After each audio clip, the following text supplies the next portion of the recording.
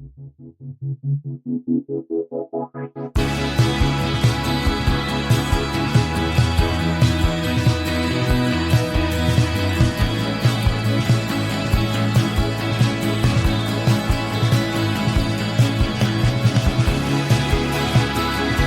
listening to 100 Words or Less with Ray Harkins. Oh, hello, everybody. Welcome to the year that is just, like whatever, 2 weeks in, and it feels just rough. Really, really rough. I'm not going to sugarcoat it, but I hope you're doing well. And the reason it's rough, so I live in the greater Southern California area, and for those of you that maybe just aren't paying attention at all, which I doubt is any of you because everybody is chronically online, but fires here in the Los Angeles area. Fortunately, myself and my family live about 40 minutes south in the Orange County area, so our homes are not in jeopardy, but no one is untouched by this. Like family, friends, family of friends have all been just drastically affected. So I encourage you to do what you can to contribute to your community, whether it's just locally, whether it's financially, whether it's in resources like your own blood, sweat, and tears, whatever it is. That's the only way that truly any of us is going to get through basically anything that happens to us in our lives.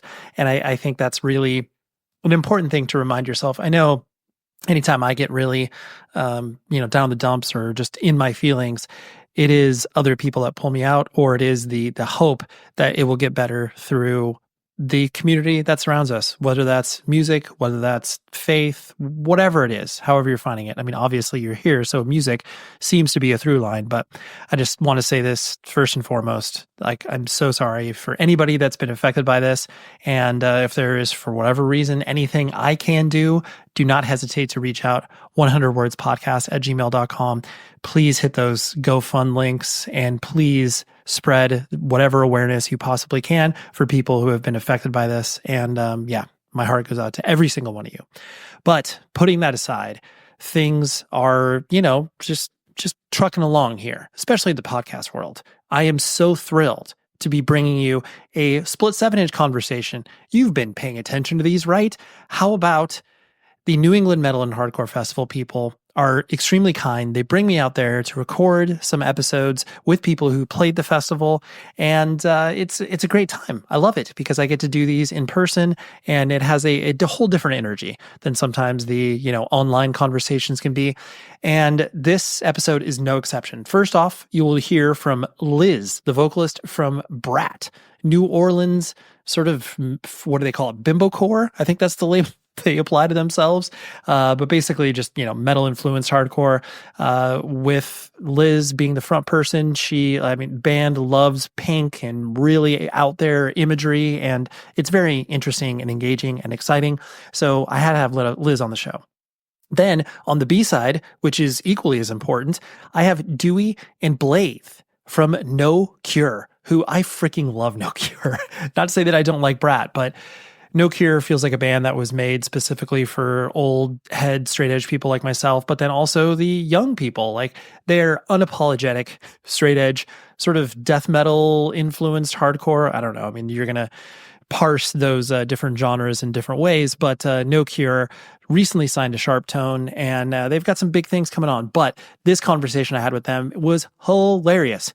We were making fun of each other almost immediately, and it was great. We were just chopping it up and had a lot of fun. So that's what you'll hear. There will be a logical break in the conversation. I'll intro No Cure appropriately and do all that stuff. So just, pay attention. If you only want to listen to one of the conversations, that's the order in which those happen.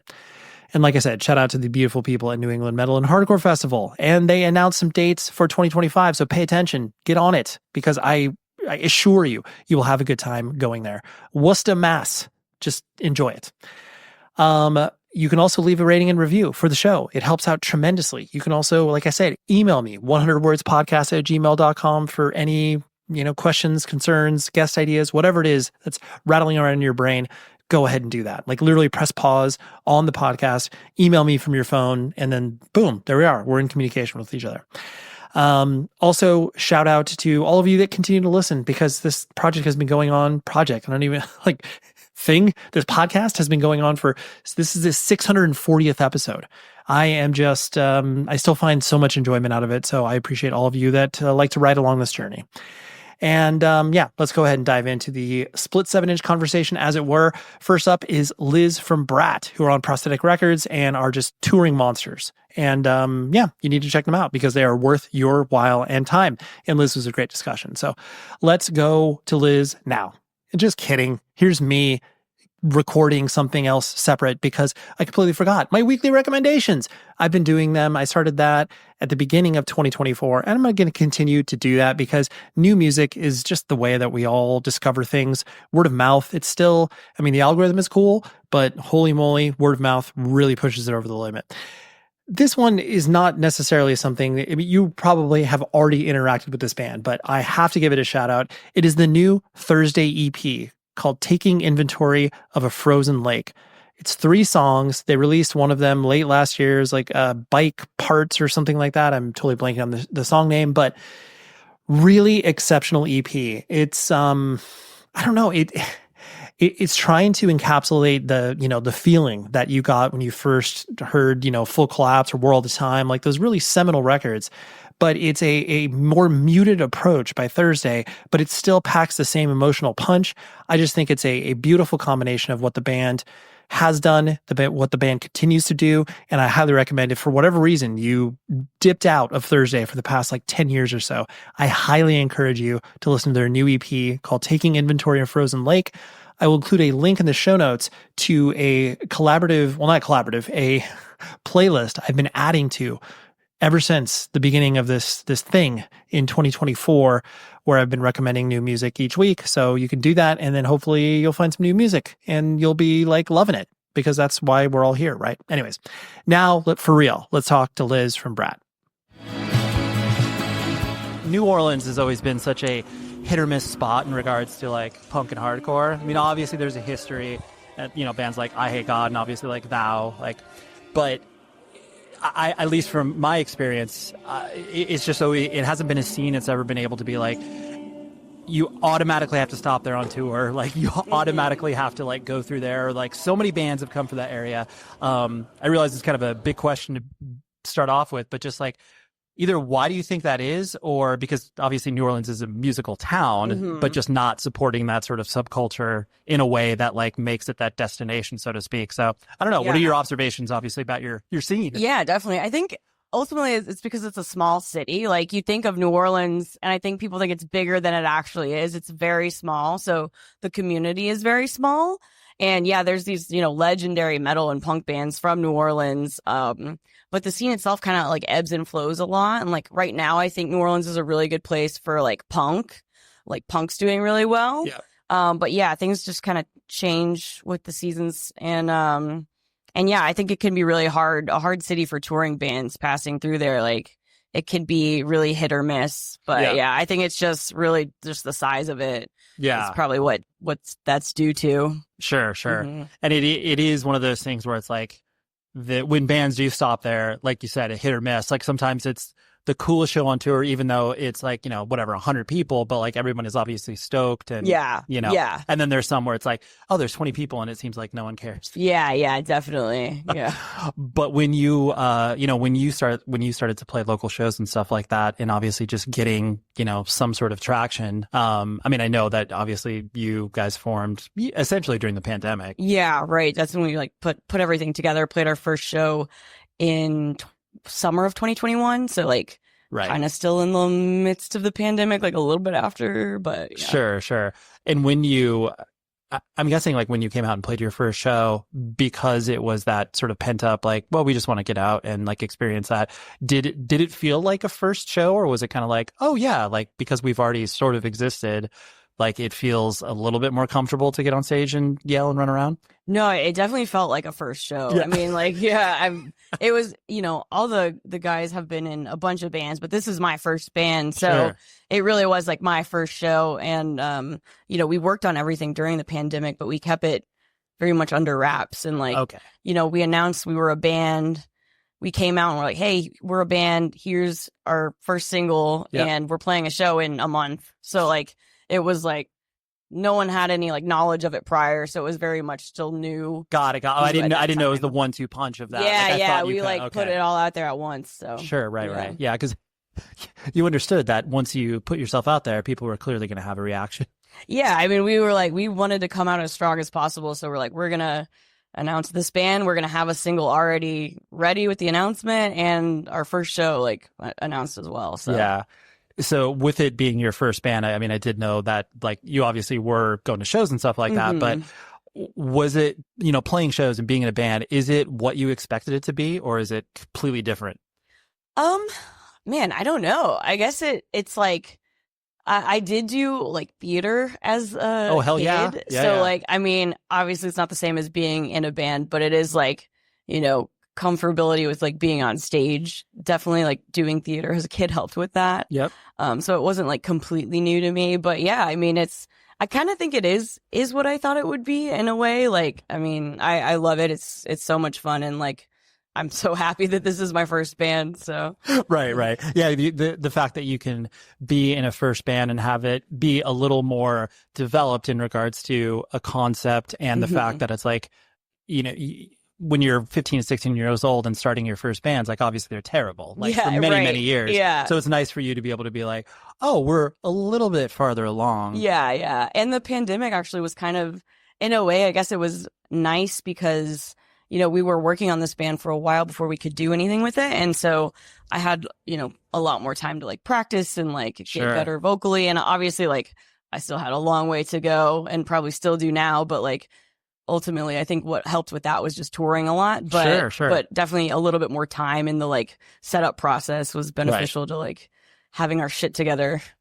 Totally. You're like, so we're not too much of a train wreck. Yeah, exactly. Like we're still sort of a train wreck. But yeah, it wasn't. Fine. Yeah, we've come a long way since then, but I don't think it was like terrible when we first came out the gate, at least. Yeah, for sure. When you were, I want to pick apart the theater aspect. Like, I mean, obviously you're doing like school plays and productions and stuff like that. Were you? What was your, I guess, favorite role and/or play that you existed in? Were you doing Shakespeare? Like what? I did like I wish I could remember the name of high school's been a long time ago for me now, but I did some sort of like Shakespeare play. It was like one of those weird like Shakespeare like mashup things. Okay. Gosh, I don't even really remember like no, it's fine. Any big names of the like plays we did in high school. Sure. It's just been so long, but yeah, I did a lot of the theater production stuff. High school. Yeah. Well, and I think it's interesting because I do see that there are people that have that experience,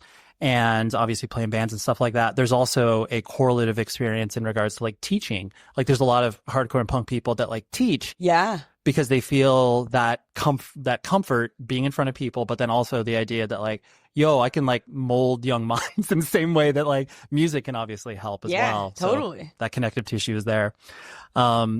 You, as a band, you guys seem happy to exist where you're never on like the right bill, so to speak. And I mean that in a kind of way, where it's like you're always fitting and it's like, oh yeah, we're touring with metal bands, we're, a hardcore band, or we're touring with hardcore bands and we're like obviously, like not completely in the, beat down world or whatever. Like, I presume that is like fun for you guys. Do you feel like it's obviously it's a detriment in certain circumstances where people are like, you guys suck, like off stage, but that's, every band experiences that. Right. So how do you either, settle with that in your brain, or how do you kind of just like embrace that, never being at home? Yeah. I mean, I love it. Like we like playing, mixed bills and things that are different from us. And like, honestly, I feel like, maybe this is like up my own ass, but I feel like there's not a lot of bands that are like super similar to us. So I feel like we almost like have to play like with bands that aren't the same as us. But it is also kind of nice because we have a lot of different elements, so we can fit with like metal bands and hardcore bands and like kind of a variety. But yeah, I just think that makes it more interesting, more fun. Yeah, for sure. And it does, like, truthfully too, like you can be the heaviest band on a bill or like by far the weakest band. Yeah, like, totally. And no matter what, like you're going to be different and people are going to pay attention to you ultimately provoking a reaction. Yeah, definitely. As opposed to just like sitting in the middle where it's just like, hey, what do you think about Brat? And people will be like, whatever. It's like, you probably want people to either love you or hate you. Totally. And it's that is the good thing, I guess, about Brat is like, I feel like whether you like us or not, like you will remember seeing us. So there's that. I guess I'd rather be that than a band that is like, oh, I don't remember who that is, So. Right. Yeah. It's like, oh, there's like a distinct memory. It's like, hey, they kind of were metallic, I guess. Yeah. They had some guitars. Right. On that same topic, like, I mean, clearly there's a sense of humor in not only everything you do, social media, up and down the board. And I know from your live shows as well. Like, you, the tongue is firmly planted in the cheek. Oh, yeah. Is it one of those things where, I mean, because obviously the music is serious, like when I say the music is serious, like there's a point to it. Yeah. Do you worry that people obviously just like give you short shrift because it's just like, oh, it's a stupid gimmicky joke band or whatever? Maybe. I mean, I don't know really. I don't know. I think like the people that like us will like us and those, those that don't won't. So I don't know. It doesn't really worry me, I guess. Yeah. It's like, I don't know. We just try to keep it fun and like we want the live show to be fun and like you get a very different experience just like listening to the record versus coming to see us at a show and like so yeah, I don't know. Yeah. Two sides of the coin. Right. And I mean to that point too, it's like people that will I'll use a random example where it's like I always get shocked or surprised when bands like Rise Against or Rage Against the Machine when people are like, dude, I didn't even really know you guys were political. It's like, are you? Yeah, it's like, how? How did you miss that? Yeah, So people that, stop at the door of Brat and are like, I can't go in. Like, there's way too much pink or whatever. Yeah. Like, then you're not engaging with them any further. Right. Unless they obviously see you and then you force them to reckon with you. Yeah, definitely. How did you personally, like, getting attached to like punk and hardcore and like DIY and stuff like that? What was your entry point to that? Yeah, so in middle school, one of my older sisters was really into punk and she kind of introduced me to like punk, like very kind of like, entry level punk bands like the Distillers and Tsunami Bomb. When I was hell yeah. Yeah, in middle school and like Operation Ivy. Were you in New Orleans at the time? No, so I'm originally from Dallas and I moved to New Orleans for college when I was 18. So got it. I grew up in Dallas and like my sister kind of got me into punk in middle school. And then in high school, I like made some friends who were really into metalcore. Hell yeah. And so that was the first like experience I had like of like DIY shows and like community. So like I started going to shows at 16 or whatever, like metal shows of just like local bands and kind of got involved in that and then moved to New Orleans and that's kind of really what broadened my horizons to more of like New Orleans bands like I Hate God and like grind and all kinds of just other genres. So I've kind of like run the full spectrum of a lot of different scenes and well music. Especially Dallas at that particular I'm sort of trying to calibrate the time frame of that one, but like Dallas has always been strong in the MySpace core adjacent stuff, so like I imagine like even from a local perspective and getting bands that are coming through and just being like, oh, like of course I'm going to the Devil Wears Prada show. Like, totally. And also with hardcore too though, like when I was in high school, like I kind of started with metalcore and then slowly got more into hardcore, but like Dallas, it's a massive city, there's very big communities there for that type of music, so that's cool, and that I think really like got me into it at like more of a local level outside of just like listening to stuff by myself at home. And I think it's always like I really appreciate the lineage that people can kind of go through where it's like, okay, here's the introductory stuff, here's the other things that I'm finding out about the internet, but then it becomes so real when you see a band like in your area do the thing and you're just like, oh, like it isn't this far off digital distance that I don't necessarily think about. Right. You're like, oh yeah, there's people that are around you that are making this kind of music, just like in your hometown. So yeah. Listen, I have a problem. And I know that I don't expect you to solve this problem, but this company that I work with is an enabler, and they're called rockabilia.com. I'm addicted to buying band merch. Full stop. Most of my paychecks that I make from either the podcast or my day job or whatever goes to buying band shirts. And that is where Rockabilia is, like I said, an enabler, but maybe a good enabler. They are going to give you 10% off if you use this promo code 100 words or less. What they do is they sell officially licensed band merch from pretty much everybody you can imagine, where you're like, you know what? They got Grateful Dead, Beatles, Led Zeppelin, all that stuff they got. But then they also have like, Deicide and, Immolation and Morbid Angel and more metal-based stuff. Of course, they got it all.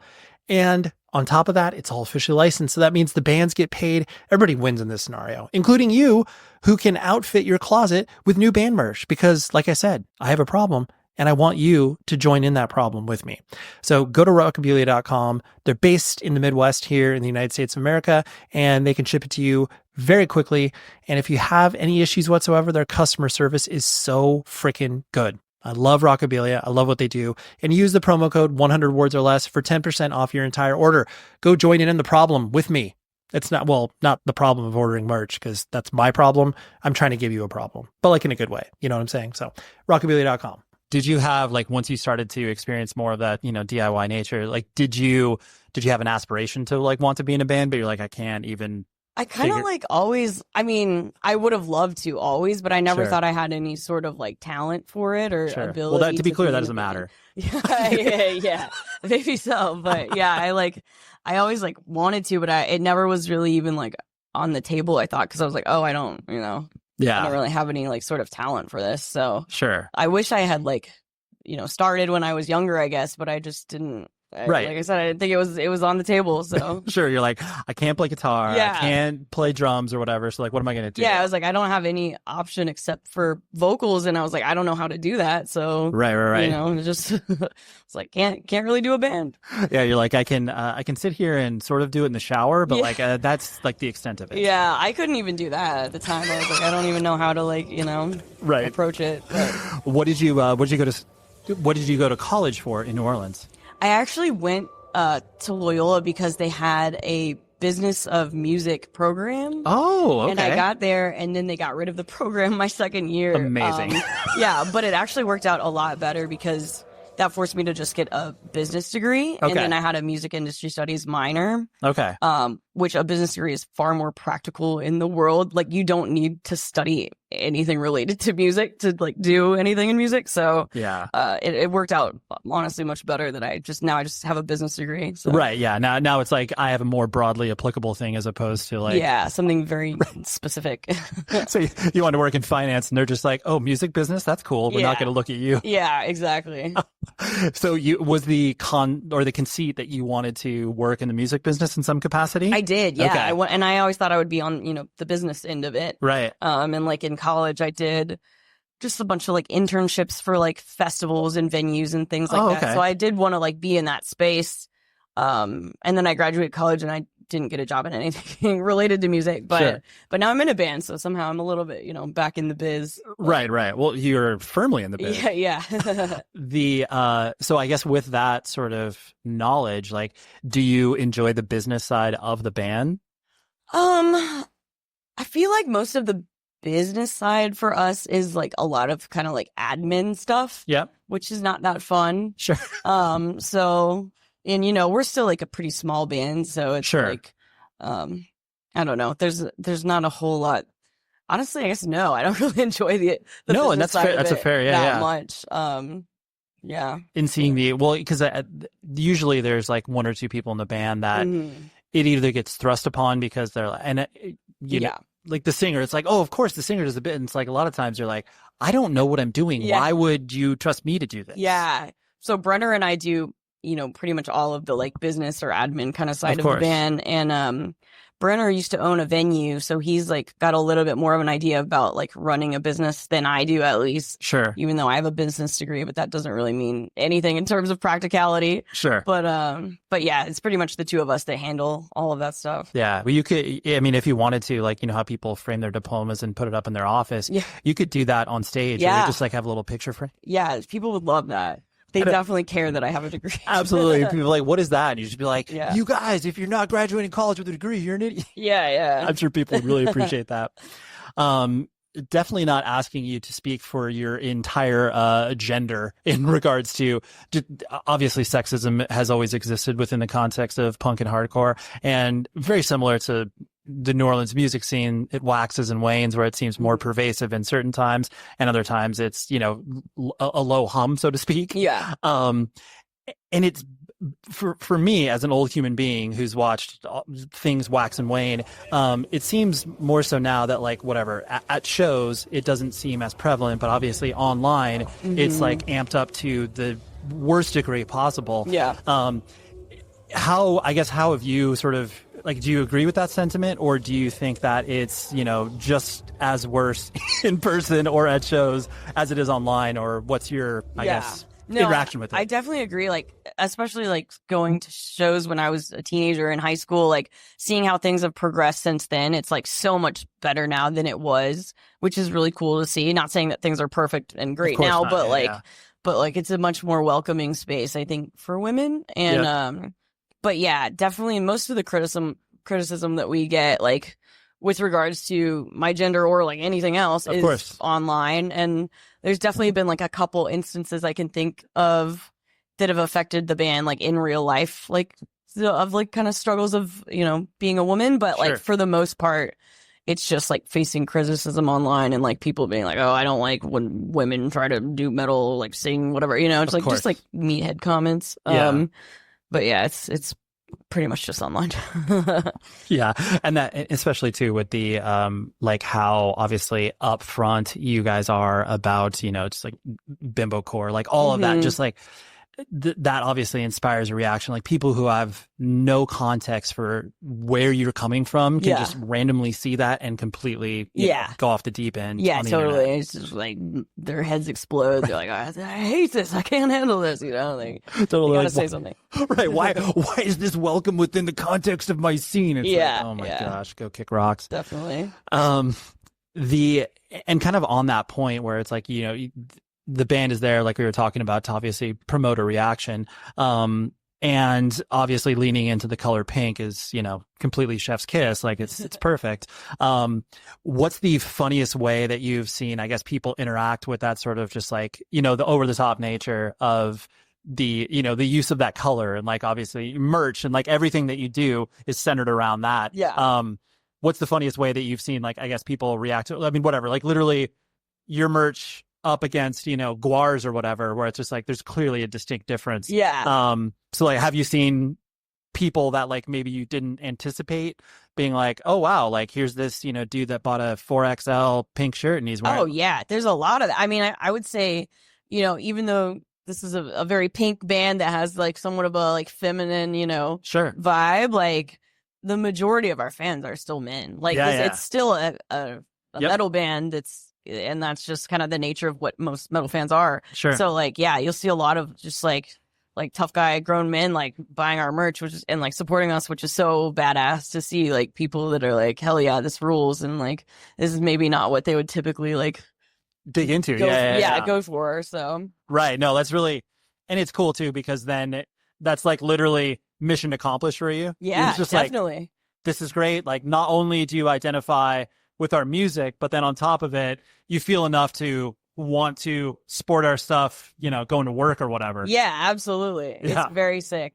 How, because this is your first band and the touring aspect, is touring either as hard or as easy? Like, what's your perception on tour now that you've obviously done a lot of it? Yeah. Oh man, I'm very proud of myself with touring. I've gotten so much better. Like, we did our first 2 tours. We just like DIY booked. It was before we had an agent or anything. Yeah. And I think we booked like 3 shows, day off, 3 shows, day off. Like we had like constant like days off. Oh, sure. And we went out for maybe like 8 days or 8 shows, something like that. And I was barely hanging on. Like my voice, like my just like everything. I was like, I don't know if I can like do this. Totally. And, and it's because I wasn't practicing every day at home. Like, so I didn't have the stamina to like do it on the road. Sure. So it took a while for me to like figure that out and like really buckle down and like get serious with practicing. And now I feel like I'm a little bit more of like a seasoned road dog at this point. Like we've done a lot of tours and some long tours. The last tour we did before this one was like 5 weeks. So, and there was like a lot of off days on that, but like, you know, we did a tour with Cro-Mags. It was 23 days, 23 shows, like no days off. And like, you know, it's like, you just have to be able to do that every day. And it's hard. And like, you don't always feel like you're best at every show, but like, I definitely feel like I've gotten so much better with it. So, and to the point where I'm like, I enjoy it now. It's not like I'm like just struggling the whole tour now. Of course. Because Yeah. I mean, when you're, especially as a vocalist, like you are so in your head about obviously how you sound. And then on top of it, when you lose your voice or whatever, like you're letting everybody down. Oh yeah. Including yourself. Yeah, absolutely. And the hard thing with me too is like I get sick a lot. Like I get colds a lot. Yeah. A lot of the time on tour.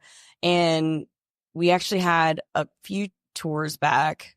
I got sick and got laryngitis, and like we had to skip like 5 shows because I just didn't have a voice, and like I felt terrible. You know, I was like, I'm like letting everybody down, but it was like there's just nothing you can do, you know. And so yeah, I'm like always like really careful on tour of like, oh my gosh, I have to like protect my voice at all costs. But right. But also like I'm at the point now where, you know, with the first tours and like our first shows, I was like really concerned about like how I sounded on stage. And now like I'm to the point where I'm confident enough in my vocals that I'm like, I'm gonna sound good on stage. I'm more concerned about putting on a good show and like a good performance and it being entertaining than I am like thinking about my vocals, you know? Sure. Yeah. You're like, I know that is going to be there, you know, to varying degrees, but I want to make sure that I'm acting like an idiot on stage. Yeah, absolutely. And like this has to be something that people want to watch, you know, like totally. Yeah. And this is completely superficial, but I find funny because like obviously the amount of whether it's outfits or clothing change, like, you know, there has to be a consideration for where you're coming from. Or are you pretty consistent where you're just like, oh, I got my show clothes and then, you know, I got my obviously off the stage. I'm like trying, that's one thing I'm trying to like work on a little bit more is like, cause we don't have any sort of like consistent imagery with like what we're wearing or anything. And I'm like, I want to get to the point where it's like, we're all either wearing like black, white, or pink. Yeah. Cause I just feel like that, you know, would be a more cohesive look with our like vibe. But like right now it's like, we just kind of wear whatever, but at least I try to stick to that. Yeah, no, you're right. Yeah. The guys don't, but I do. Right. Well, that's it, and it's always hard too when it's like that notion of like trying to get everybody together, and like even if you're wearing a different shade of black, it's like, oh, that's pepper, that's not black, and you're just like, God damn it, guys, like, can we get on the same page? Yeah, that's so funny. The last thing I wanted to hit on was the concept of where you guys are headed in regards to just the future state, where it's like, now that you obviously have tours under your belt, you have these ideas of like where you can go. Does it feel like, I know you're excited to play in a band, but does it feel daunting to think about like another recording, another tour of being like, oh, we got to do better than the last one or whatever? Oh yeah, it's definitely like, there was no pressure for our first album because it was our first album, and now I'm like, now it's like album 2, it's like, oh, well, it has to be better than album 1, like it's like you want to constantly progress. So totally, I definitely feel a little bit more pressure now with sure the second recording, or second record. So yeah, we'll see. Yeah, well, I mean, let's just set it up for failure. You guys are gonna release a terrible record, then the next one will be better. Everyone will hate it. Yeah, it's fine. Yeah, there we go. Fine. Yeah. Well, fun conversation, wasn't that? Thank you very much to Liz from Brat, who, just a great hang. It was super fun to chop it up with her for those, 20 minutes or so, and hopefully you enjoyed it and checked out the band. Now let's talk to Dewey, the drummer, and Blaythe, the vocalist from No Cure, who, like I said at the top of the show, just recently signed to Sharp Tone Records, have released a new record, and like they're just firing on all cylinders. I can guarantee you will, whether you intentionally want to see them or not, you will see them over the course of the next year because they are road dogs. And I've seen the band. I love them. I love what they do. And I think it's a really cool thing. So let's talk to both of them from No Cure. Both of them. How about I use their names? Dewey and Blaythe from No Cure. You can identify yourself appropriately. Hello, my name is Duncan Newey, and I am from No Cure Straight Edge. Just get a grip. Hey, I'm Blaythe with No Cure. Spectacular. You guys have done this before. Yeah, you can. Yeah, you can. Warm. Yeah, I know. Yeah. It's a hot mic, man. Oh, shit. So, I mean, there is no way that anybody can obviously speak to you guys and not talk about Straight Edge, because clearly that's like the only reason you exist. Your music is secondary, let's be honest. I'm just kidding. Yeah. But cool. Cool. I'll see you later then. I see how this is gonna be. I'm joking. But what makes me personally stoked, obviously as a adult that still considers himself straight edge, is the fact that you guys are unapologetic about obviously who you guys are and the message you're putting out, but at the same time, like, you are incredibly inclusive in regards to, like, we are this, and you obviously have to reckon with us as a band like this, but we welcome you, like, whether you are, whether you aren't.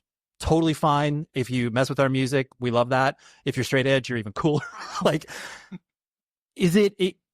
that's a hard line to walk, because there are people that immediately get turned off by just like, oh, this person's got X's on their hands. Like, I probably am not that interested or whatever because I'm a drinker. Is that, I presume that's intentional, the inclusivity of the band, because I mean, I don't know, just see it. That's what I've recognized basically since I started paying attention to you guys. I think mainly just because of where all of us have come from.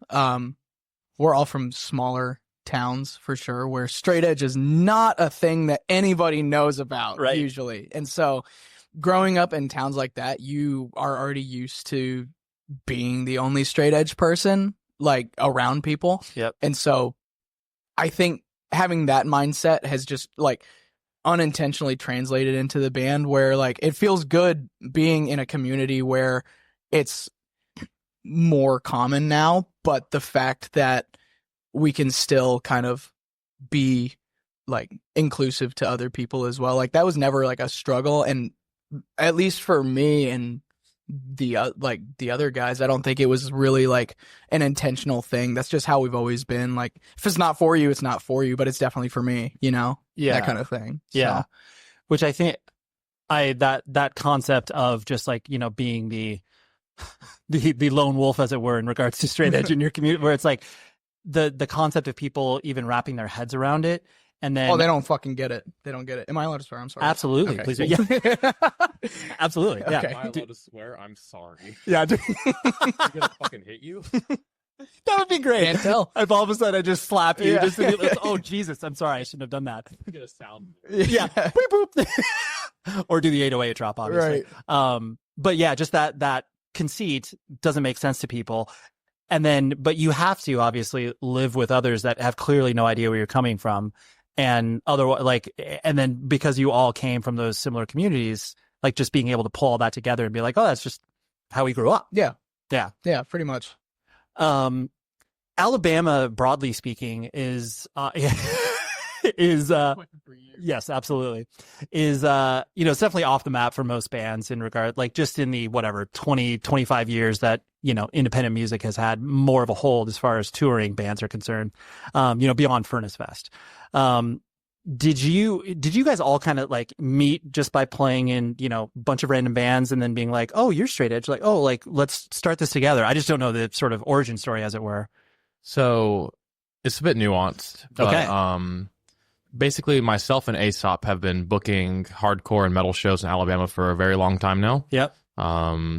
Because both of us care a lot about those kind of shows coming to Alabama. I think it's important that people where I live don't have to travel to Atlanta or Nashville to go see a hardcore show. Yep.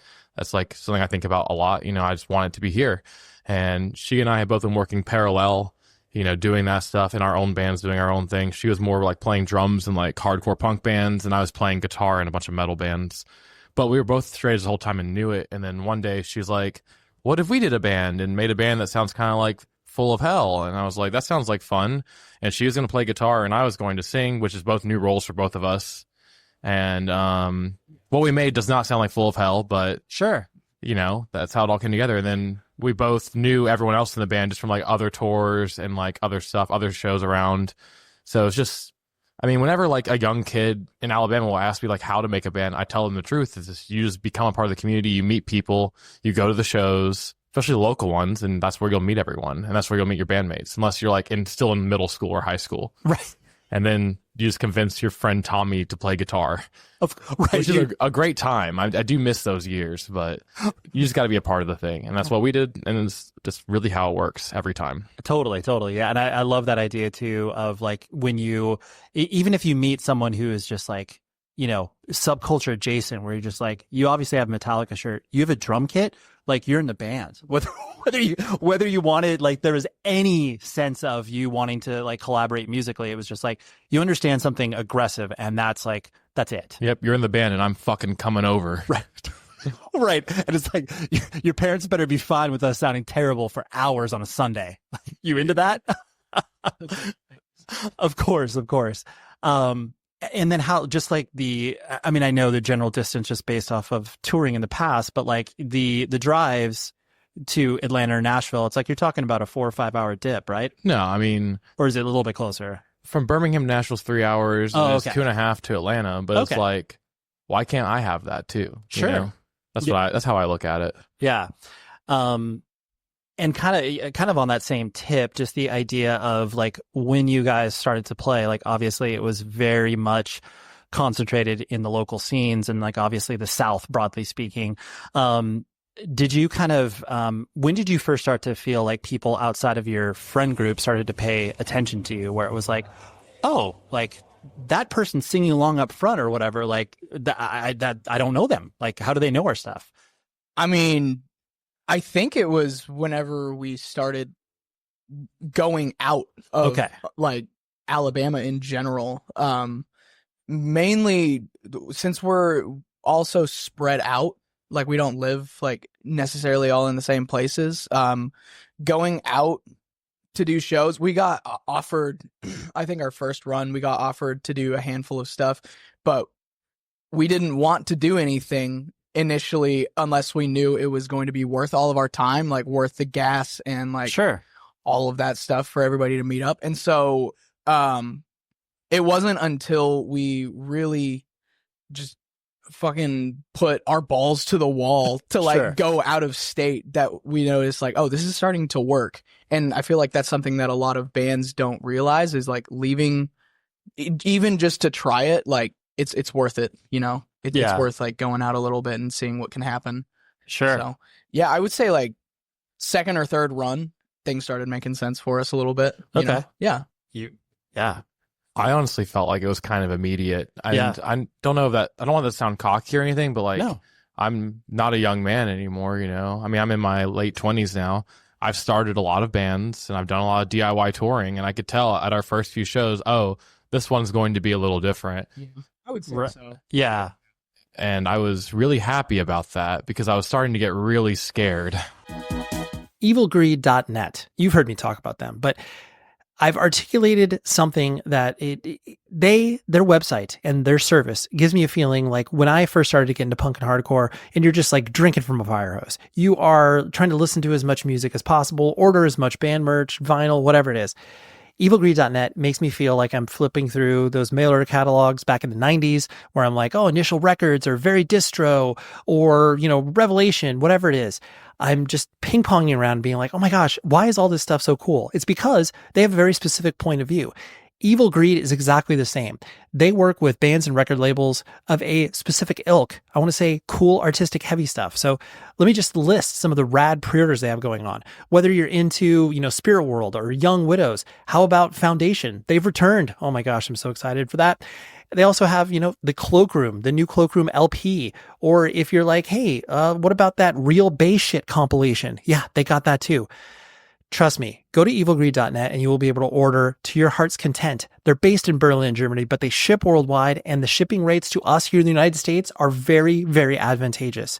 So whether you have the nostalgic feeling like I do, or whether you like just ordering from websites that are very convenient, that is where evilgreed.net can come into play and order and enjoy. That idea of what you're talking about, just like being a little bit older and starting a band, like that, you're just obviously adding to your previous experience, being like, okay, I messed up a lot doing my first or second band or whatever. Oh yeah. And then trying to minimize those mistakes. You guys clearly still make mistakes because obviously. Thank you for noticing. Yeah, no, I've noticed all of them. Yeah. but just that concept where you're like, you can be a little bit smarter about like what you are articulating, where it's like being able to just be like, hey, we're not going to lose $1,000 for 4 shows. Like, we have to be calculated about that. Yeah, and I had built like a network of promoters that I trusted, mostly in the Southeast, just from like DIY touring, because I booked a lot of tours for my old bands. Right. So I'd be like, hey, guy, I have a new one, and it might be worth tickets this time. Right. Yo, we will bring 25 to 50 people here, most likely. So, like, don't feel like I'm going to leave you high and dry with the -4 kids paid the last time that I came through here or whatever. And with that, I guess I wouldn't even call it mission statement, but with that experience that you guys had, in knowing that you wanted to tour as much as you guys have been doing, because I mean, you've been relentless, like to the point where I laugh every time I see the dispatches from your war room of of like, oh, so you guys like are just like never going home. And I mean, obviously, it's taken a lot of hard work to get you guys to this point. What's your relationship with like touring, broadly speaking? Is it just like head down, let's get the mission accomplished, like the good, or well, what's the vibe? I mean, we've been doing it for so long in the last like 2 years now that it doesn't feel like, I don't feel jaded by it whatsoever. That's great. It's called Saturday. Yeah, definitely. No, I don't feel jaded by it whatsoever. I'm excited to finally like have. I feel lucky to be able to like finally be able to do this on a larger scale, and so I don't want to take that for granted. And I feel like everybody else can say the same in the band, especially being from where we come from. Right.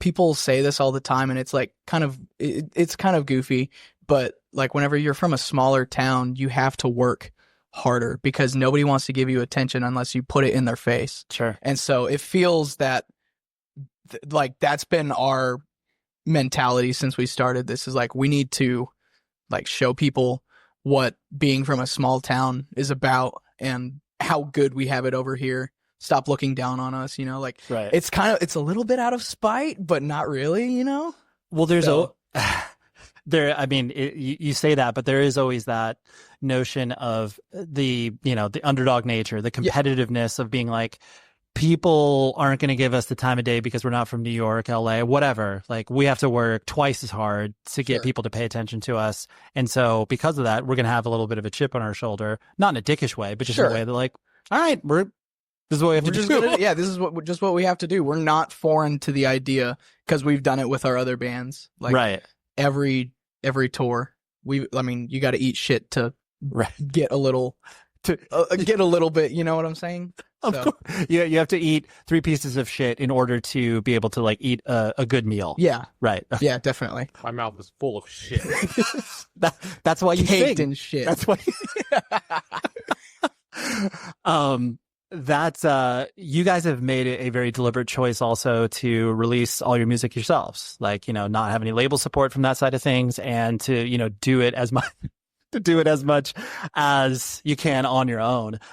It seems like that's very much bred with you guys from not only the get-go, but like merch, everything that you do obviously has to like pass your desk, so to speak. That seems very intentional. Like, is that something that you guys are going to continue on, or are you going to like, you want to include outside partners eventually? I mean, I was booking the shows, not because I wanted to.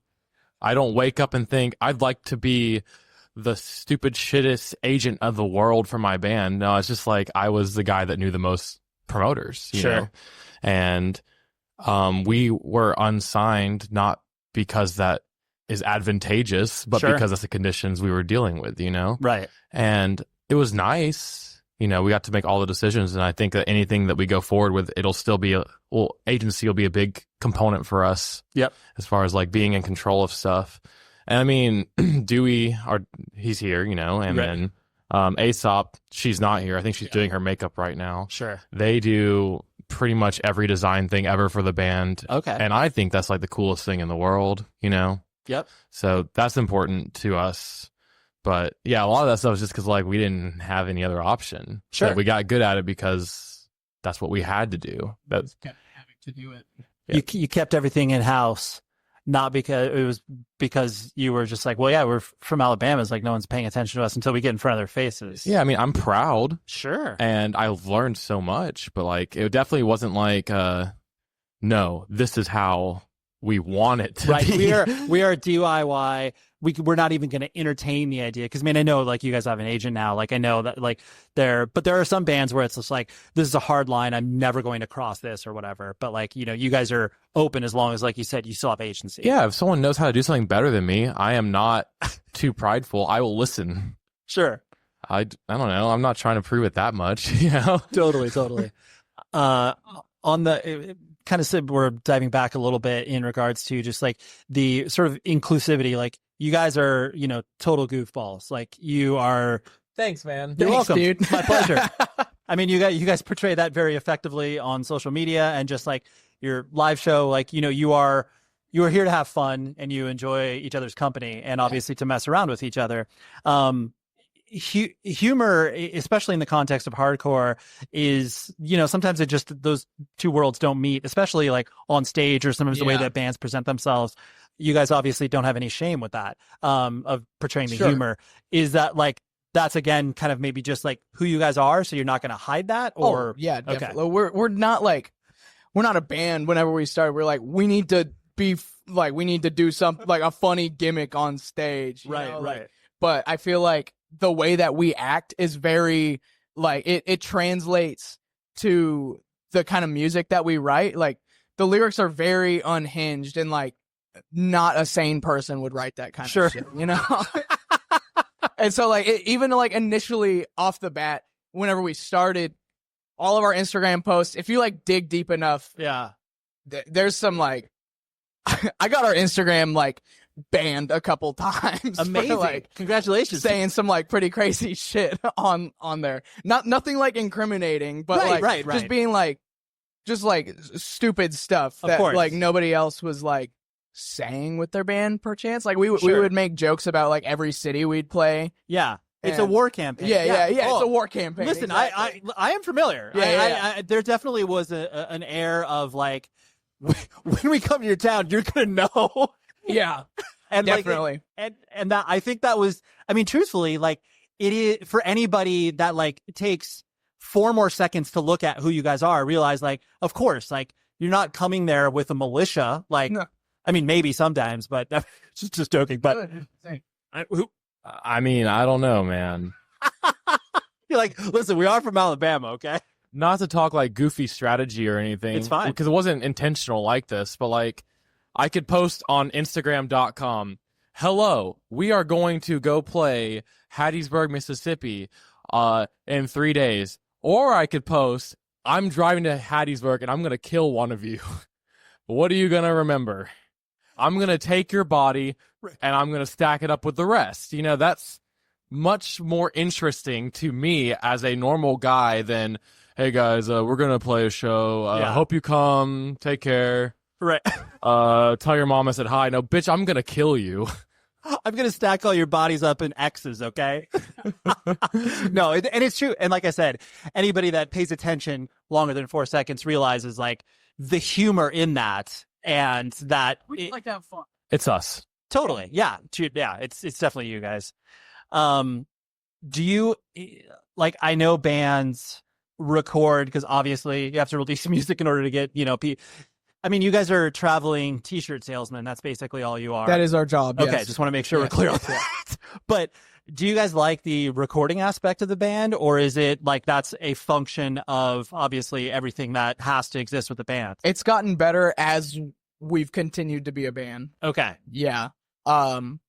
Much like everything else, our first record was done all by ourselves. Okay. And I was tasked with recording it. Yeah. And I don't think I've ever wanted to kill myself more than doing those 3 days. No. Let me keep this for 2 seconds, buddy. You're like, hold on. No. I have to tell how much I wanted to kill myself throughout this process too. So what, like, with I mean, I presume the circumstances in which you were recording was just like, oh, here, like, go in the bathroom, like. Yeah, you know. well, we went out to a cabin. Okay. And they were like, hey, you've recorded stuff before. And I was like, sure. You've pressed space bar before. Yeah, I pressed R on the laptop in my lifetime. And, so everything was trial by fire on that record. Right. And everything was like, there was no stops. no resting. And so there's a couple times I thought I lost like a save file. So You're like, guys, we got to do the whole thing again. yeah, and like going from there, it's been a lot. Like we've learned, like okay, we can trust somebody else to do this, maybe. Sure. So because of that, I think it's been better for me. Okay. And now I will hand the microphone to my friend Blaythe. Blaythe, yes, Blaythe. I don't know what the fuck he's talking about. I had a great time every time. That shit was awesome. I was chilling. I was playing guitar. I was screaming. Dewey was there. We were doing jokes. It was a great time. Right. I don't know what he's all talking about. That I obviously sense the sarcasm. I mean, especially for you, or maybe there was no sarcasm. I'm sorry. I had a good time. That was not a joke. I believe you wholeheartedly now. But I mean, as a vocalist, like this is your first time obviously singing in a band. That's true.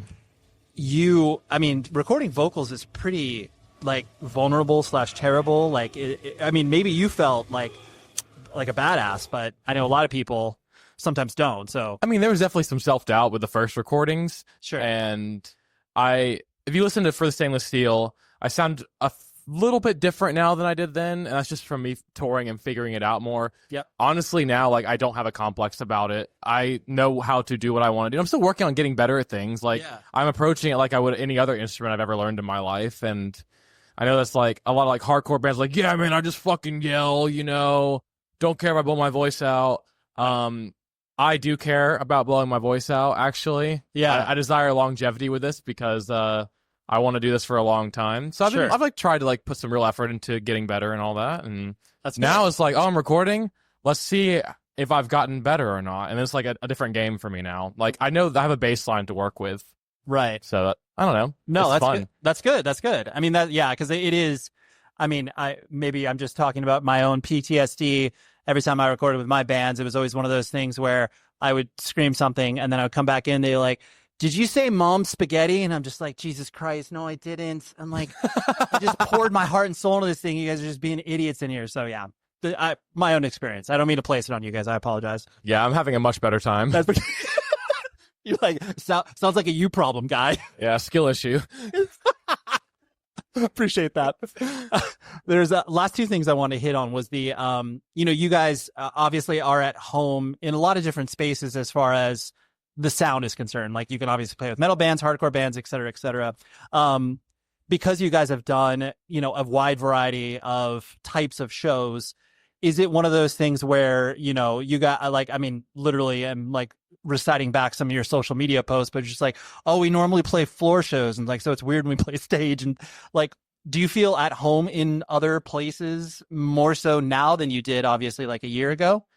It's a little jarring sometimes. I feel just as home as I do anywhere, to be honest, though. Okay.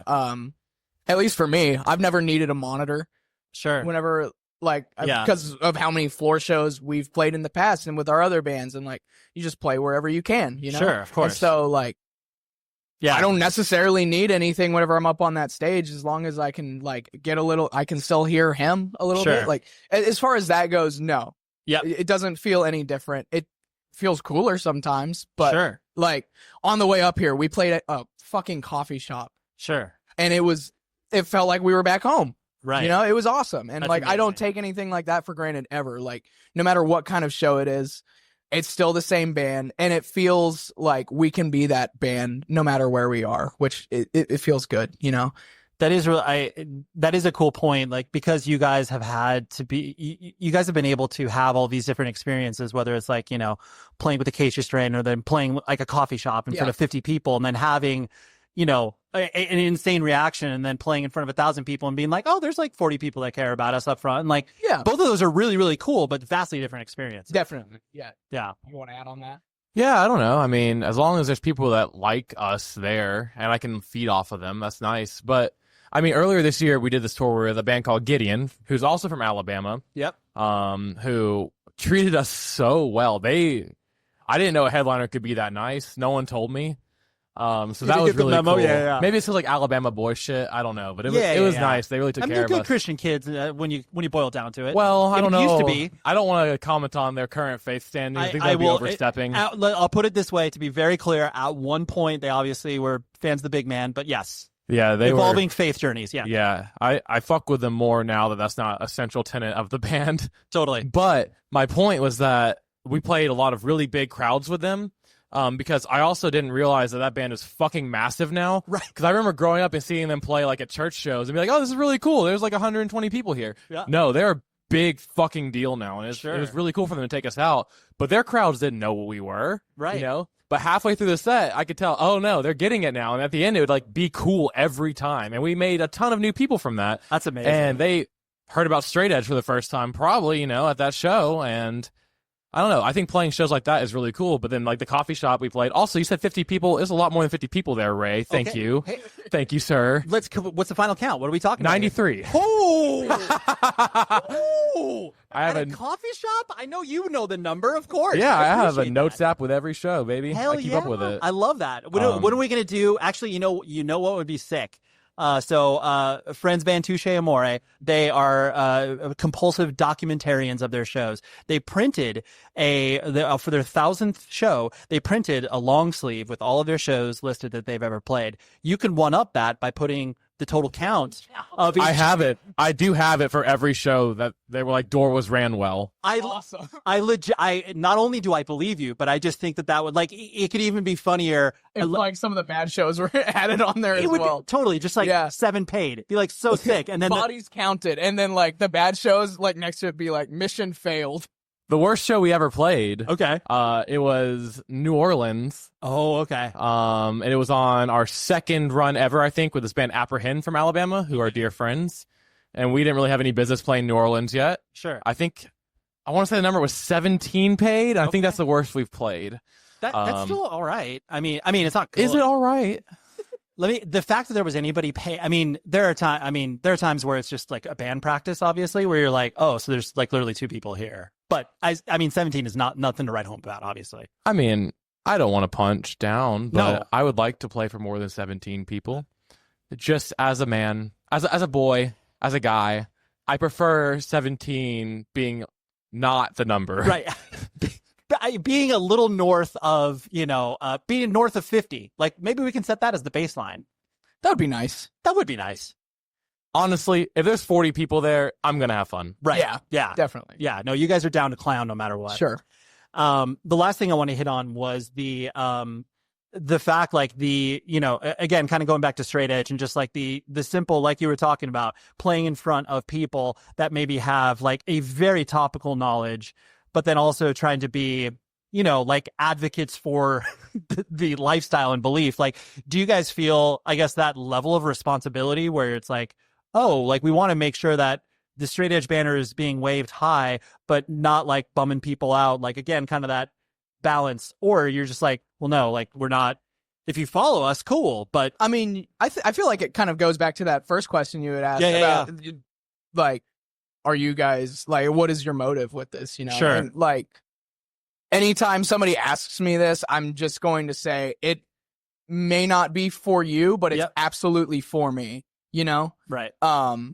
And I'm never going to regret that. And if we can put it in front of somebody's face who doesn't know about it, but might be like, oh, maybe I did need this, like, Sure. I will feel great about it. And it's, I've had people who have messaged me after shows that are like, I didn't know anything about this, but we got to talk to one of you guys at the table, or like, I started like, I read some of your lyrics and like, I want to know more about this. Like, what can you do? Like, words of advice. And like, that is like the coolest fucking feeling ever, especially coming from like a background where like alcoholism is a very prominent thing, and drug abuse, especially in a place where I grew up, where he grew up. Like, it's I've seen so many friends like ruin their lives and even like end their lives because of these kind of things. And if, like, not to like do the holier than thou thing or anything, but like, it's kind of important to me that like, if I can bring forth a message that like kind of stops or like kind of puts somebody on a better track, so their friends don't feel the way that I felt when I was in high school and I was losing friends left and right. Like that means more than anything to me about this. So That's beautiful. That's just where I am with it. No, I'm sure he feels the same way. Yeah, I'm sure. Pretty similar. yeah, Yeah. Straight edge is weird, man. Yeah. I've never met something I can tell someone that I am and it make them feel so fucking introspective about themselves. Yeah. Like the amount of people I'm like that are weird to me because I don't drink or do drugs. It's just like, get a grip. Why are you looking within right now? I said something about me and you're saying something about you. absolutely, Like, what does that mean? Like, why? totally. You know? And I just know we're right about it. Right, You yeah. know? And There's also that. No, and that's I think, and to your point too, just the idea that like now we are obviously so far into this subculture that there are so many, you know, and I'm sure you guys have had conversations with kids about this where it's like their introductory to straight edge was obviously not like Minor Threat or anything that predates. that's true. It's like CM Punk, Davey Havoc, like whatever. Like those are the bigger things that are in front of them usually now. absolutely. Like you could easily see where it's just like, you know, a character in Fortnite has X's on their hands and people could be like, what's that? And like, that's going to be more influential than Earth Crisis. Like, straight up, which sounds insane. You're going to make me kill myself. I know. I Listen, mean, in this day and age, he's right. He's right and I'm sick. and listen, I am totally with you. But like, I mean, but it's like you guys can be, to your point, that inflection point for people to be introduced to the idea, and like wherever they go with it is obviously their choice, but just the simple introduction and being like, hey, we're having fun with our friends, we're playing this music, and then like, you know, you can join the community, whatever that may mean, which is cool. Yeah. I mean, we play music that doesn't sound like a lot of other straight edge bands in the past, and we play a lot of shows that a lot of those bands didn't play. So it's like we're playing for different people that, you know, come from a different place, and then they learn about it. Yeah. And then I'm mean about it. Sure. And then I'm funny about it. Right. And then maybe one of those will work, you know? I'm trying to give everyone a mood disorder for their own good. I love the vacillation between both things, where it's just like, yeah, I can be mean about it and be like, oh, that's pretty sick, and then be like, oh, it's kind of funny about it. Like, oh, they're self-deprecating. Like, it's like, yeah, I don't know, I can't peg them down, but it's like that's why you guys are a mysterious band, you know? Yeah, we're so mysterious. I'm so fucking dark and twisted. as evidenced by this interview. Heck yes, thrilled about those conversations. And I was thrilled when I was having them. I was thrilled when I was editing them. And I'm thrilled to be sharing them with you. So shout out to Liz from Brat and Blaythe and Dewey from No Cure for spending some time with me amidst their chaotic day at a music festival, because, you know, they didn't need to hang out with me for half an hour, but they did. And it was great. Shout out to New England Metal and Hardcore Festival for being one of the best fests in this entire planet and bringing me out there. And I appreciate all of the hard work that you put into the thing, because we all enjoy it. And so thank you. Next week, I have a great conversation, a return guest, as it were, Brendan Murphy from Counterparts and End. Counterparts dropped a brand new EP, surprisingly, late last year, 2024. And everyone was like, oh, damn, oh my God, this is crazy. Bands that release surprise releases.